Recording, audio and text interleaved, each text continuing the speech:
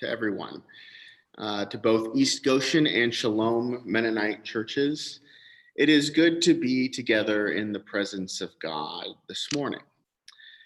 Now, perhaps it's because I'm a relative outsider to the Mennonite tradition, but I have to admit that for the years that I've been a part of Indiana-Michigan Conference, East Goshen has been something of an abstraction to me.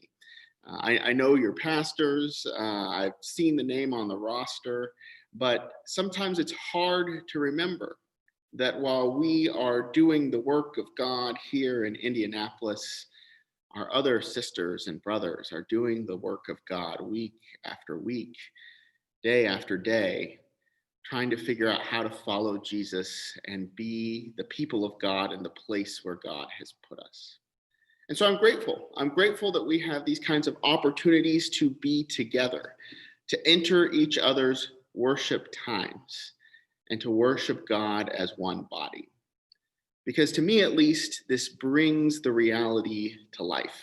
And I hope that both this week and next week, that'll be true for you as well. This is the kind of thing that helps me get through these very difficult times. And I don't need to go into a long spiel about why this has been a difficult year. You all have lived through it. Everyone, regardless of who you are or where you lived, has been touched in some ways by this pandemic. At the very least, by the quarantines and the shutdown orders and the toxic political culture that has emerged as we debate these things in society. And for some of us, it has hit home in a much more pointed way, with the loss of jobs or the loss of our health, or the loss of loved ones. And perhaps one of the hardest parts is knowing that it doesn't look like it's getting better in the near future. As the days are getting shorter and the nights are getting longer, we are facing a rise in cases here in the United States and trying to get ourselves through what seems to be a hard winter. So with all this going around, I don't know about you, but I find myself starving for any kind of hope or joy or comfort that I can find. And Advent has just been a wonderful thing for me this year. I find myself drinking it in more than even I normally do. The songs can be soothing to the soul, the lighting, the devotionals. And if I'm being perfectly honest, even the secular stuff that happens this time of year that doesn't have that much to do with the Christian tradition, like Christmas trees and lights and goodies and all these things. And surely that can't be a bad thing, right? Because as long as people are getting some kind of hope and comfort during this difficult time, we have to pronounce that as good, don't we? Well, I'm not sure that I can say that all hope is necessarily good. Because the reality is that not all hope is equal. There is, after all, false hope and true hope. There is hope that inspires and emboldens, and hope that's more like a fantasy and helps us escape from reality. There's a kind of hope that can help us to move forward, and a kind of hope that can keep us stuck in place. So I suppose the question is, as we are taking in everything we can during this difficult time in this season, which kind of hope is this? The healthier or unhealthy kind of hope? And I don't think I can even give a blanket answer that applies to everyone, because the reality is that both of these types of hope can emerge from the very same source. I want to tell you a story that I think illustrates this fairly well. Now, this story, which is true, occurred about 10 years ago in the rainforests of Colombia. It took place at a time when there was a rebel group called FARC, that was fighting a guerrilla war against the Colombian government. And I want to acknowledge that this is a really complex situation. There aren't clear good guys or bad guys here. The Colombians were certainly the ones who were the more powerful, and the FARC rebels were using some violent and cruel tactics. Since then, there has been some degree of peace brought between them, but at least 10 years ago, one of the main strategies that the FARC fighters were using was to kidnap hostages, both soldiers and civilians, and drag them with them into the rainforests where they were waging this war. Now, being a hostage, I imagine, is always a miserable experience, but even more so if you are stuck in the rainforest. Food provisions and shelter was poor for everyone, hostages and rebels alike. And there wasn't really a cell or a place to lock people up. So instead, they chained them together. Sometimes these hostages would be chained all day.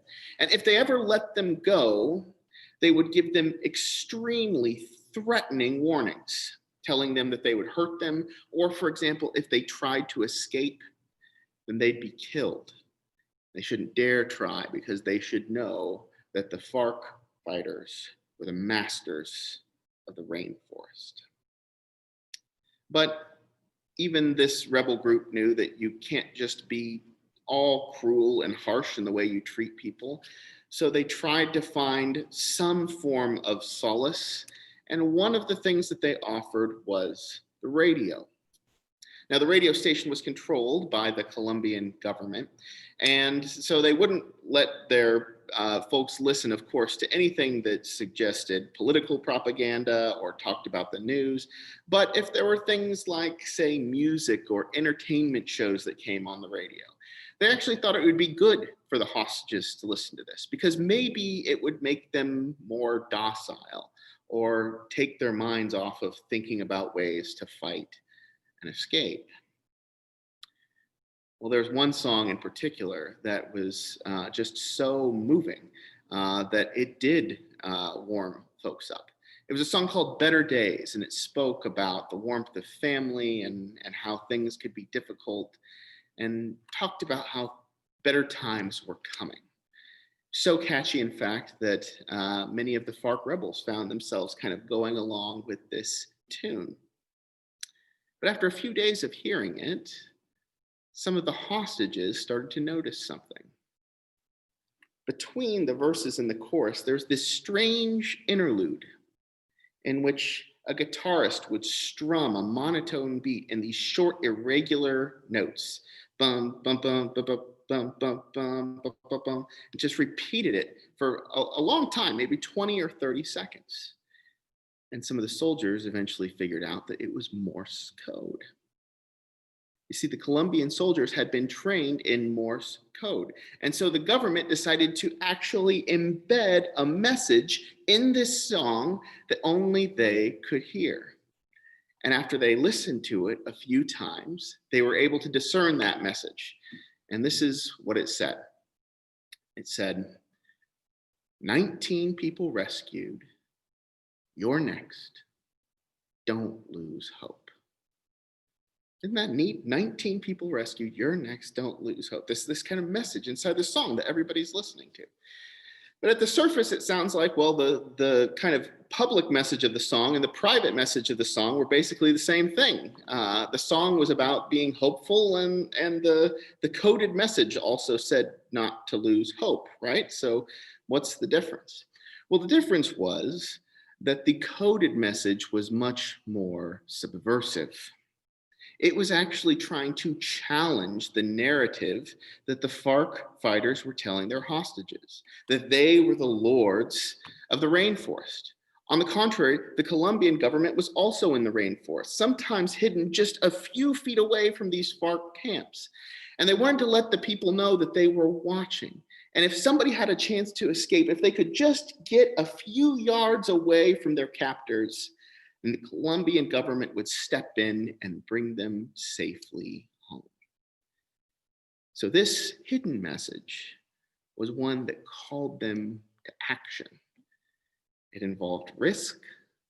It required some planning on their part. It was a harder kind of hope. whereas the FARC rebels hoped that the message that they heard from the song was one that would keep them docilely in place, just trusting that things would turn around. Now, what I find so powerful about this story, besides the beauty of having this kind of coded message, is the fact that this dual kind of hope springs out of the very same source. And for better or worse, I think the same thing can be true for the message of Advent, that Christ is coming. People can receive that in very different ways. And that's been true since it was originally delivered. Now, at Shalom, we have been working our way through the story of the Bible. And we're at a point in the story of the Bible where the Jewish people are living as exiles. After the Babylonians came and defeated Jerusalem, they took the majority of the population and spread them out in these tiny little minority communities in cities ranging from Turkey to Iran to the border between Egypt and Sudan. And this was a very vulnerable situation to be in, to be an exile. You didn't have the same resources that you'd always had in order to live. You didn't know the culture. You risked offending people, and you likely had very few rights. It was difficult and hard, and people longed for any kind of hope or comfort they could find. Unfortunately, God did send it. Books, for example, like the second part of the book of Isaiah, are directed toward these exiles and offer words of hope and comfort. Isaiah chapter 40 begins, "Comfort, O comfort my people, says your God. Speak tenderly to Jerusalem and cry to her that she has served her term, that her penalty is paid, that she has received from the Lord's hand double for all her sins." This is suggesting that the time of suffering is over, or at least it's coming to an end. But what kind of hope is this? Is it the kind of hope that is asking the Jewish people to take action, or just to wait and be still? If you are inclined to say, be still, there's good reason for that. I mean, after all, part of the message of Isaiah is that God is the only one big enough and powerful enough to fill in valleys and move mountains and overpower these empires that were dominating the world. But even so, that's not what Isaiah says. This book includes a very clear call to action, saying, in fact, in the very next verse of this passage, verse 3, that a voice cries out in the wilderness, "Prepare the way of the Lord. Make straight in the desert a highway for our God." Similarly to the way that this song communicated to the hostages, they weren't telling them just to wait, but to step out and trust that they would be saved. Now, what did that mean for the Jewish people at the time? Well, I think the most intuitive reading would be that it's calling on them to follow the laws of Moses, which would have been a risky thing to do at the time, whether that's worshiping God in a way that was strange to their neighbors, or trying to create a just society amongst themselves when resources were thin, or trying to live a holy kind of life when you were strained to your very limits. It's a hard thing to tell people to live in the way that the Messiah would want you to live when he comes. But that's not all. God doesn't just give these instructions to live according to the patterns of Moses. God actually raises the bar on the exiles while they are in this time of suffering. This is most clearly seen in chapter 49, when Isaiah says, "It is too light a thing that you should be my servant to raise up the tribes of Jacob and to restore the survivors of Israel. I will give you as a light to the nations, that my salvation may reach to the end of the earth." too light a thing. What is God talking about? There was nothing light or easy about being in exile. This was an extraordinarily stretching experience. Most people had to struggle just to figure out how to survive the day. But God wasn't saying that it was light or easy, but that it wasn't enough to live into God's purposes. After all, they were the chosen people. And you might remember way back when God first spoke to Abraham and Sarah that the vision had always been for God's people to bless the nations of the earth. You hear this in Genesis chapter 12, when God says, I will make you a great nation and I will bless you and make your name great so that you will be a blessing, and you, all the families of the earth, shall be blessed. Now, the truth is that over the centuries of trying to create this kingdom of Israel and ward it off from all of the threats that seemed to be facing it, the nation became somewhat internally focused. And that certainly became the case when you're exiles and you're trying to survive and you're kind of putting up the boundaries between your society and the people around you. But at this very moment is the moment when God calls on them to live as though the Messiah is here, to live in a way that not only embodies the laws of Moses among themselves, but shares it. But God doesn't phrase this through commandments or rules, but through hopes. We have, for example, hopeful passages like this one from Isaiah chapter 56 that says, and foreigners who join themselves to the Lord, to minister to him, to love the name of the Lord, and to be his servants, these I will bring to my holy mountain and make them joyful in my house of prayer. There's a vision of foreigners, non-Jews, being able to worship Yahweh, the God of Abraham, Isaac, and Jacob. And you have another verse similar to this in Isaiah chapter 60, which is talking about their community, saying, your gates shall always be open, and night and day they shall not be shut.